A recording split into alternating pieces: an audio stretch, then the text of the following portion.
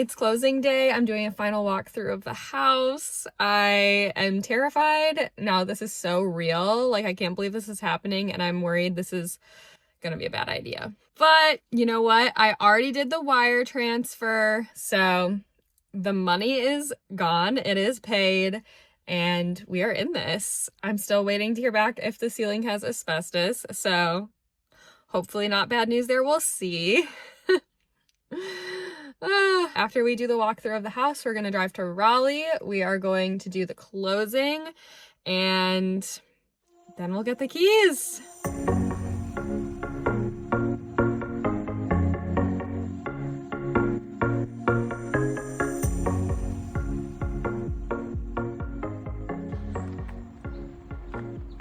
Aw, Charlie got us an EBD closing gift. That's so sweet. So the hot water works and everything is looking good, and we're gonna go close. It's gonna be awesome. I can't wait for this place to look completely different. So, how are you feeling about closing? Crazy? Like, what the f are we doing? Like, it's weird that like by tonight we could just walk right in there. And it's also weird because, like, yeah, I paid money for the Airbnb or the house or whatever, but I just like typed in some numbers and then was like, okay, enter. And they're like, okay, now it's yours. It's like, what? Now I can just like sleep there if I wanted? What? Okay. So yeah, I don't know. It's really crazy. What are you most excited about? Well, the work is starting tomorrow, and I'm super excited for that. And yeah, basically I'm gonna get there bright and early at 8:30 tomorrow, drop off the check for the deposit for the contractors, and then they're gonna start working on stuff. So, pretty crazy. Like, there might just be like a bunch of demo tomorrow, which is wild. Buying a house one day, blowing it up the next. Essentially, yes, exactly. We found the one to turn into an Airbnb.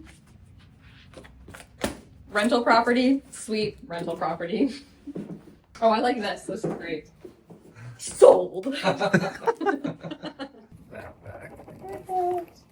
Mission accomplished. I got all of the closing documents. I got the key. We just have to wait for the deed to record, and then we can go hop over there, and I can sleep there tonight if I want, which I'm not going to do because there's no furniture, but it's exciting. Celebrating the closing. Cheers.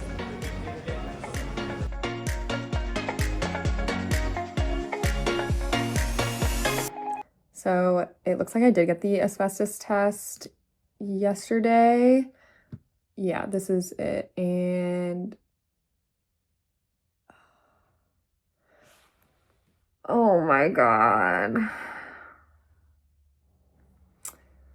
Oh no. Okay. There is asbestos in the ceiling. Damn. I f***ed up. I really should have gotten this tested before. I mean, it doesn't matter if there's asbestos in the ceiling unless we're planning to scrape it.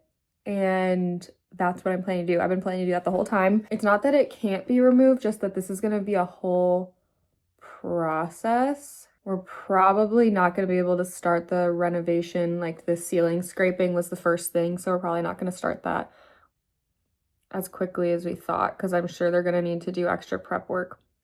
Well, this is what happens when you're a beginner at something.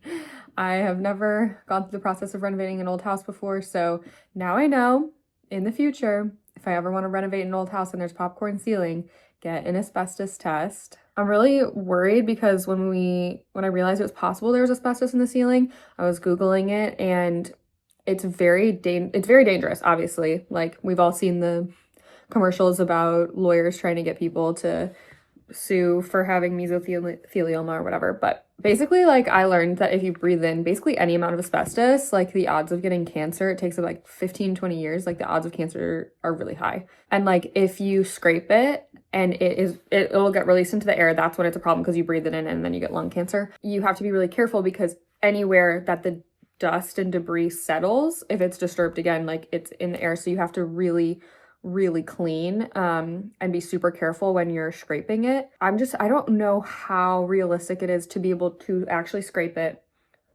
and like get it all without tenting the whole house. I'm just not sure. I mean, I'll have to make some calls and figure it out. But getting rid of this popcorn is gonna be so expensive.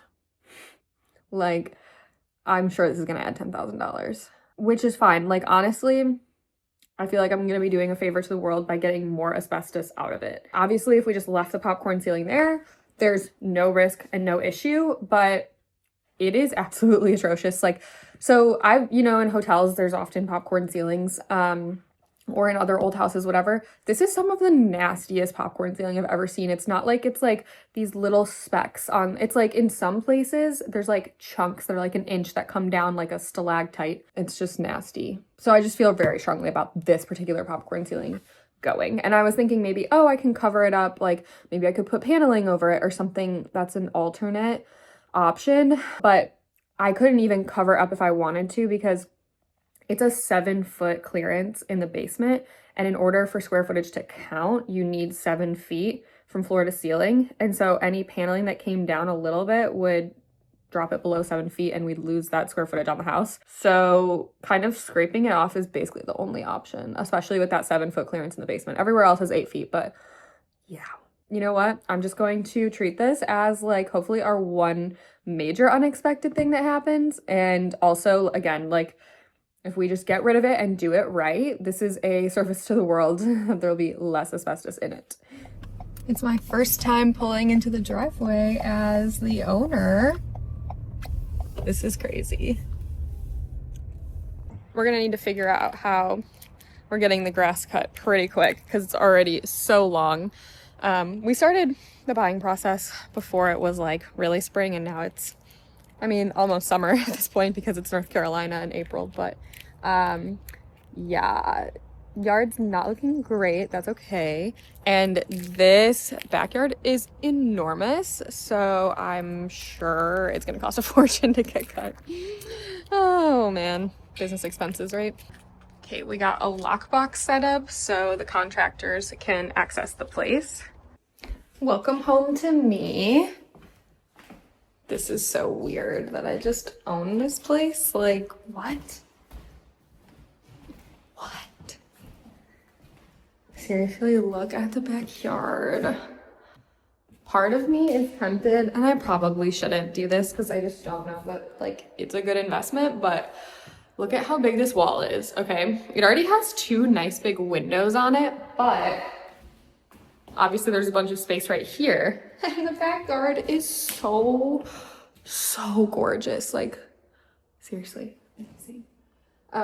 So part of me is tempted to be like, what if this is like a wall that's majority window instead of majority wall?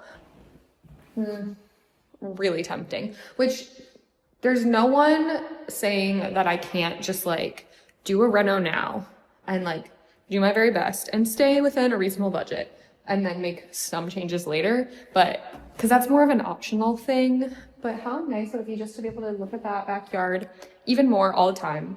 Anyway, I'm obsessed with the yard. Like, part of me is like, once I fix this place up, am I gonna wanna move here? Like, should I just sell my house, which I love so much? But wow, this place is amazing. Like, first of all, the yard. Second of all, once she's all fixed up, she's gonna be gorgeous. She's already gorgeous, but like once she's all to my liking, of course I'm gonna be obsessed. And also it's on like such a nice quiet street. It is the very first house on the street, and there's like a commercial industrial complex over there. So like the neighbor on that side is a bunch of semi-industrial businesses, which doesn't really bother me. But yeah, so it's like the first house on the street, and then it gets like even more quiet down there. Don't even look at me right now. I am so pissed at you. Like, okay, look at how gross. Like, there's just such big chunks sticking down on this ceiling. Oh, it's gnarly. I've always not liked a popcorn ceiling, but it's also not like, it's not the most atrocious thing ever, and most of the time you don't notice a ceiling, but this one is Ugh, I hate it. I hate it so much. Like, get out of my face instantly. Okay, I'm taking some before and afters because I know there's gonna be a huge impact in the kitchen. So I wanna definitely get a video over here.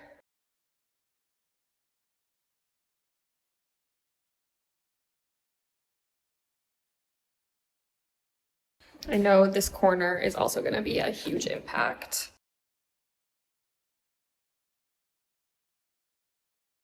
Okay, this is the biggest room, I think, the one with the French doors.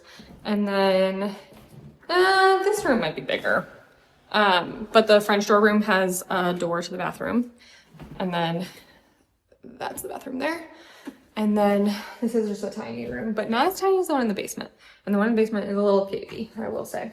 But I have 4 room concepts for the bedrooms.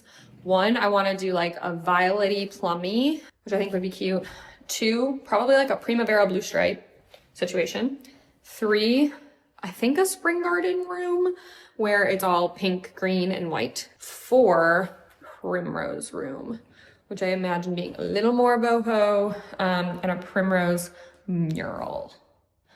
The other ones, I don't actually know what murals I'm thinking. I want to do a blue striped wall for sure, maybe other striped walls. But I think I want the 2 smallest rooms to be spring garden and primrose. And then this one, I think, because the French doors are so light and airy and fun, I think would make sense to be Primavera blue stripe.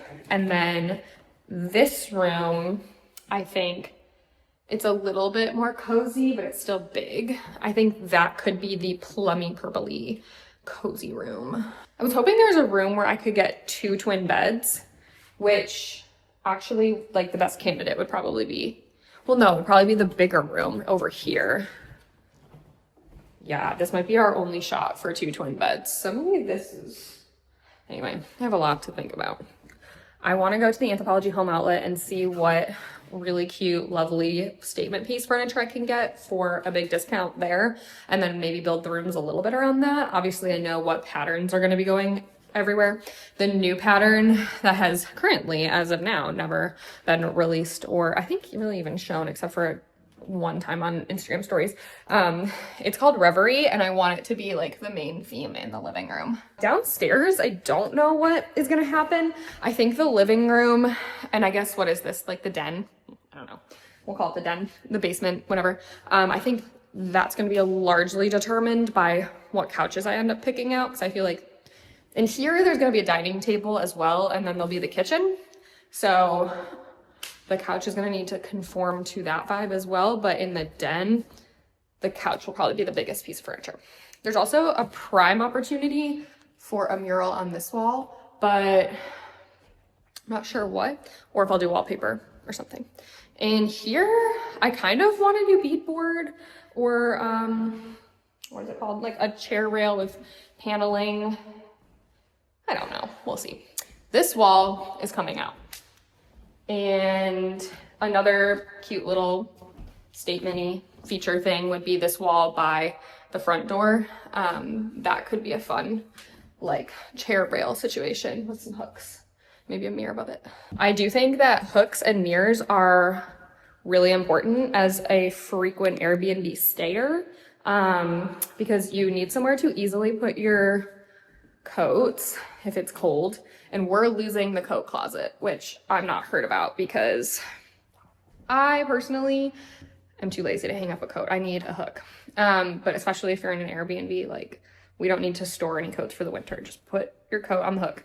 And then mirrors are really important for getting ready, obviously. But if the bathrooms, there's only 2 and 4 bedrooms, if they're occupied for showering, using the bathroom, whatever, brushing your teeth, you know, getting ready with a mirror, like doing your hair, doing your makeup, that really can be done in your room, especially because you probably have like your cosmetic bag, like your stuff isn't stored in the bathroom, like if you're living at home. So I feel like extra mirrors for morning getting ready is crucial. So we're gonna have mirrors around, especially in the basement. So I really wanted to be able to fit 2 twin beds down here. The only thing is this room's small. So I don't know if a bed can even like go this way in this room. Because otherwise I would try to do 2 twins like there and there.